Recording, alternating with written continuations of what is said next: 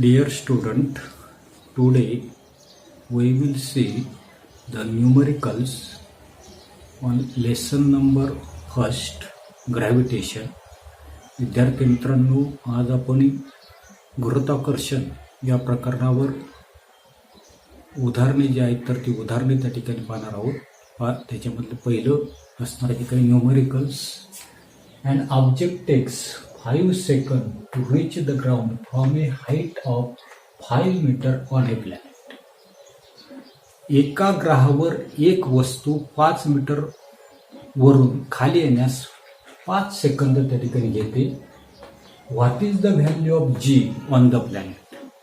तर त्या ठिकाणी तो असणारा जो काही ग्रह जो आहे तर त्या ग्रहावरील घृतवीय त्वरण जे आहे तर ते घृतवीय त्वरण त्या ठिकाणी किती असेल हे आपल्याला त्या ठिकाणी काढायचे. आता याच्यासाठी काय काय दिले तर ते आपल्याला पाहिजे की गिव्हन इनिशियल व्हेलॉसिटी, सुरुवातीचा किंवा आरंभिक असणारा जो काही वेग जो आहे तर तो वेग त्या ठिकाणी 0 त्या ठिकाणी असणार. त्याच्यानंतर असणारा जे काही डिस्प्लेसमेंट त्यालाच आपण त्या ठिकाणी हाईट जी आहे तर ती हाईट त्या ठिकाणी म्हणून यसने आपण दाखवते. तर ती हाईट जी आहे तर ती हाईट आपल्याला 5 मीटर त्या ठिकाणी देईल. त्याच्यानंतर असणारा जो काही टाइम जो आहे तर तो टाइम आपल्याला दिलेला आहे टी, तो दिलेला आहे 5 सेकंद. आणि काय सांगितलेलं आहे की जीची व्हॅल्यू आपल्याला काढायची. Value of G on the planet, त्या ठिकाणी काढायची. तर जीची असणारी काही किंमत जी आहे तर ती किंमत आपल्याला काढायची. न्यूटनची असणारी काही कायनॅमेटिकल इक्वेशन जी आहे तर ती न्यूटनची कायनॅमेटिकल इक्वेशन आपल्याला माहिती. त्याच्यामध्ये सेकंड कायनॅमेटिकल इक्वेशन जे आहे तर ती आपल्याला माहिती की S is equal to UT plus 1/2 AT square. अशा प्रकारचे न्यूटनचं सेकंड असणारं जे काही कायनॅमेटिकल इक्वेशन आहे तर याच्यामध्ये यूची किंमत जर आपण 0 ठेवली, त्याच्यानंतर ए जे आहे तर ते ए म्हणजेच काय असणार आहे ग्रॅव्हिटेशनल ऍक्सिलरेशन असेल तर हेच आपल्याला असं लिहिता येईल की S is equal to 0 U into यूची किंमत 0, टीची किंमत 5 परंतु त्या ठिकाणी ती 0 होईल, प्लस 1/2 एची ऐवजी जी लिहिणार आहे GT स्क्वेअर. म्हणजे S is equal to 1/2 GT square. अशा प्रकारचं इक्वेशन त्या ठिकाणी तयार होईल.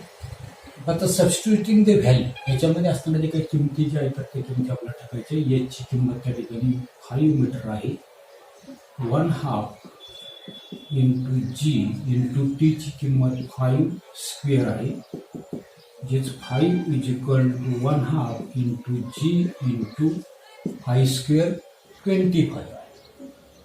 म्हणजे या ठिकाणी आपल्या लक्षात येत नसते की सर्वसाधारणपणे 5 into 2 10 is equal to 25G. आता याच्यामध्ये पुढे आपल्याला पुन्हा त्या ठिकाणी किंमत जी आहे तर ती किंमत कशाची काढायची.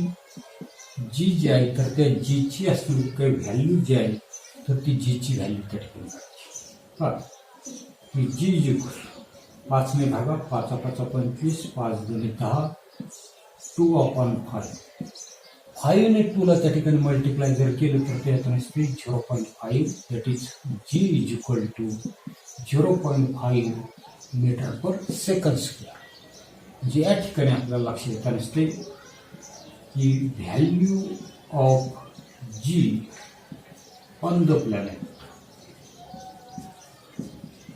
किती असणार आहे तर ती 0.4 मीटर पर सेकंड स्क्वेअर. अशा प्रकारची असणारी काही किंमत जी आहे तर ती किंमत आपल्याला त्या ठिकाणी काढावी येते. अशाच पद्धतीचं दुसरं उदाहरण आपल्याला या ठिकाणी पाहिजे. The radius of the planet A is half the radius of the planet B. काय सांगितले की क ग्रह जो आहे तर त्या क ग्रहाची असण्याची काही त्रिज्या तर या ठिकाणी अ दिलेले की अग्रहाची असणारी काही त्रिज्या जी आहे तर ती त्रिज्या असणारा काही ब ग्रह जो आहे तर त्या ग्रहाच्या त्रिज्येच्या कशी आहे निम्मी त्या ठिकाणी. पुढे if the mass of A is ma, what must be the mass of b so that the value of g on b is half that of the value of a. की जर अ ग्रहावरील जीचे मूल्य ब ग्रहावरील मूल्याच्या अर्धे जर असेल तर या ठिकाणी आपल्याला असणारे जे काही बी जो आहे तर त्या बी ग्रहावरील किंवा बी ग्रहाचे वस्तुमान जे आहे तर ते वस्तुमान आपल्याला त्या ठिकाणी काढायला त्या ठिकाणी लागेल. आता सर्वसाधारणपणे काय काय दिलं तर तेच आपल्याला या ठिकाणी लिहायचे. या ठिकाणी पहिलं स्टेटमेंट आपल्याला दिलेले the radius of planet A is half the radius of the planet B. लिहिताना मी असं पूर्ण सेंटेन्स लिहिते the radius of planet A is half the radius of planet B. असं स्टेटमेंट आपल्याला ठिकाणी दिले. ज्या ठिकाणी रेडियस ऑफ प्लॅनेट ए तर ती आपण आर ए मानली. ती कशी आहे तर असणारे काही प्लॅनेट बी आहे तर त्या प्लॅनेट बीच्या कशी आहे निम्मे आहे. जे radius of planet B J आहे तर त्याचे कशी असणारे निम्मी त्या ठिकाणी असणार. बरोबर. त्याच्यानंतर पुढे आपल्याला सांगितले आता की if the mass of A is ma, what must be the mass of B so that the value of g. काय सांगितले so that the value of G on the B is half that of its value on A. इथे पुढचे लिहिते मी the value of G on B is half that of its value on A. असं statement आपल्याला दिलेले. म्हणजे सर्वसाधारणपणे value of G on B काय सांगितले value of G on B. Value of G on B कशी दिलेली आहे तर व्हॅल्यू ऑफ ए कशाची एची असणारी जी काही व्हॅल्यू जी आहे तर त्या एच्या व्हॅल्यूच्या कशी सांगितली आपल्याला हाफ त्या ठिकाणी सांगितले. आणि पुढे आपल्याला काढायला काय सांगितले की सर्वसाधारणपणे if the mass of the A is ma, what must be the mass of the B. Mass of B जो आहे तर तो मास ऑफ बी काय करायचं आपल्याला त्या ठिकाणी फाइंड आउट त्या ठिकाणी करायचं. आता याच्यामध्ये काय असणारे काही फॉर्म्युले जे आहेत तर ते फॉर्म्युले आपल्याला त्या ठिकाणी पाहिजेत. आता याच्यामध्ये लॉ ऑफ ग्रॅव्हिटेशन जो आहे तर तो लॉ ऑफ ग्रॅव्हिटेशन त्या ठिकाणी आपल्याला माहिती. तर त्या लॉ ऑफ ग्रॅव्हिटेशननुसार g is equal to capital G capital M upon capital R square अशा प्रकारचा लॉ जो आहे तर तो लॉ त्या ठिकाणी आहे. याच्यावरून आपल्याला त्या ठिकाणी की value of A value of G on A तर ती आपल्याला त्या ठिकाणी हा जो फॉर्म्युला जो आहे तर त्या फॉर्म्युल्यामध्ये लिहिता येईल की कॅपिटल जी त्याच्यानंतर मास ऑफ ए डिवाइडेड बाय पुन्हा आपल्याला काय लिहिता येईल की रेडियस ऑफ ए त्याचा स्क्वेअर. हे इक्वेशन नंबर 1 लिहिलं. अशाच पद्धतीने आपल्याला बी साठी प्लॅनेट बी जो आहे तर त्या प्लॅनेट बी साठी त्या ठिकाणी लिहिता येईल की value of B on G is equal capital G M A divided by R B square. याला इक्वेशन नंबर 2 त्या ठिकाणी. आता आपण काय करू की dividing equation number 2 by equation 1 समीकरण 1 जे आहे तर त्या समीकरण 1 ला काय करायचं आपल्याला 2 ने काय करायचं तर त्या ठिकाणी भागायचे. आता समीकरण 2 जे आहे तर ते समीकरण 2 ची डावी बाजू मी घेतो की जी बी, त्याच्यानंतर त्याची उजवी बाजू आहे की capital G M A, sorry तिथे ए लिहिले तर ते त्या ठिकाणी बी असायला पाहिजे. B M B divided by R B square.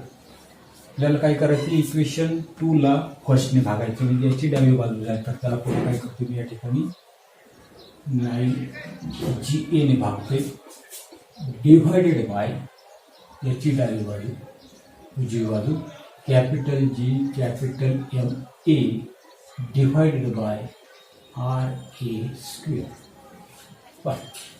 Is equal to capital G M B divided by R B square भागिले उलट काय करतो मी गुणिले त्या ठिकाणी करतोय की R A square divided by capital G M A त्या ठिकाणी. बरोबर. आता याच्यामध्ये सर्वसाधारणपणे पहा आपल्याला काय काय दिले तर त्याचा असणारा जो काही विचार जो आहे तर तो विचार आपल्याला त्या ठिकाणी करायचा आहे की कॅपिटल जी गेले तर आपल्या लक्षात येतं नसते की काय लागतं. पहा पुढे या ठिकाणी M B divided by M A R A square divided by R B square. त्याच्यानंतर हे असणारे जे काही जी बी डिव्हायडेड बाय जी याची असणारी जी काही व्हॅल्यू जी आहे तर ती व्हॅल्यू आपल्याला या ठिकाणी असणारं जे काही इक्वेशन जे आहे तर त्या इक्वेशन आपल्याला त्या ठिकाणी काढता येईल. या ठिकाणी की जी बी याचं ट्रान्सफर मी इकडे करतो divided by 9a is equal to किती येतं नसते 1/2 त्या ठिकाणी. बरोबर. आता ही व्हॅल्यू जी आहे तर ती ही व्हॅल्यू आपल्याला या ठिकाणी टाकता येईल की 9b अपॉन 9a याची व्हॅल्यू आली 1/2 इज इक्वल टू पुढे M B divided by M A. त्याच्यानंतर पुन्हा या दोघांचे स्क्वेअर आहे तर मी लिहिताना असं लिहितो की R A divided by R B आणि टोटल ब्रॅकेट स्क्वेअर त्या ठिकाणी. आता पुढे ही सर्वसाधारणपणे याच्या असताना जे काही किमती ज्या आहेत तर त्या किमती आपल्याला त्या ठिकाणी टाकता येईल. ही काय लक्षात येतं नसते की 1/2 इज इक्वल टू आपल्याला काय करायचंय M B upon M A into R A upon R B. की R A upon R B याची किंमत आपल्याला ठिकाणी त्या इक्वेशनवरून टाकता येईल. याचं ट्रान्सफर मी करतोय की आर ए याचं ट्रान्सफर इकडे केलं तर त्या ठिकाणी ते R B is equal to पुन्हा काय येतं नसते 1/2 त्या ठिकाणी. बरोबर. म्हणजे पुढे आपल्याला या ठिकाणी पुन्हा की 1/2 आणि याचा काय आहे तर स्क्वेअर त्या ठिकाणी. बरोबर. म्हणजे पुढे 1/2 is equal to M B upon M A 1चा स्क्वेअर 1 2चा स्क्वेअर 4. आपल्याला व्हॅल्यू कशाची काढायची तर याची काढायची. आता हीच व्हॅल्यू मी लिहिते हा जो आहे तर इकडे जाईल भागिले आहेत वर त्या ठिकाणी गुणिले होईल G 1/2 into 4 is equal to M B upon M. बरोबर. म्हणजे पुढे आपल्या त्या ठिकाणी लक्षात येत नसते पहा 1 2 2 4 जी या ठिकाणी M B upon M A is equal to किती राहिली 2 त्या ठिकाणी. आपल्याला व्हॅल्यू कशाची काढायची तर सर्वसाधारणपणे आपल्या लक्षात येत नसते की आपल्याला what must be the mass of B त्या ठिकाणी करायची. म्हणजे या ठिकाणी मास ऑफ बी जे आहे तर या ठिकाणी एम ए लिहिले त्या ठिकाणी मास ऑफ बी जे आहे तर ते बी आपल्याला त्या ठिकाणी कॉन्टॅक्ट करायचे. म्हणजेच M B mass of B is equal to 2 into M. म्हणजे एचं असणार जे काही मास जे आहे तर त्या एच्या मासच्या कसं असेल डबल त्या ठिकाणी असेल. काय येईल आपल्याला की mass of B is double the mass of A. येथे ज्या ठिकाणी त्याची असणारी काही मास ऑफ बी जे आहे तर ती मास ऑफ बी कसे असणार आहे मास ऑफ एच्या त्या ठिकाणी डबल त्या ठिकाणी आहे. अशा पद्धतीची असणारी काही उदाहरणं जी आहेत तर ती उदाहरणं आपल्याला त्या ठिकाणी सोडवता येईल. याच्या पुढचा असणारा जो काही भाग जो आहे तर तो भाग आपण पुढील तासाला त्या ठिकाणी पाहणार आहोत. धन्यवाद.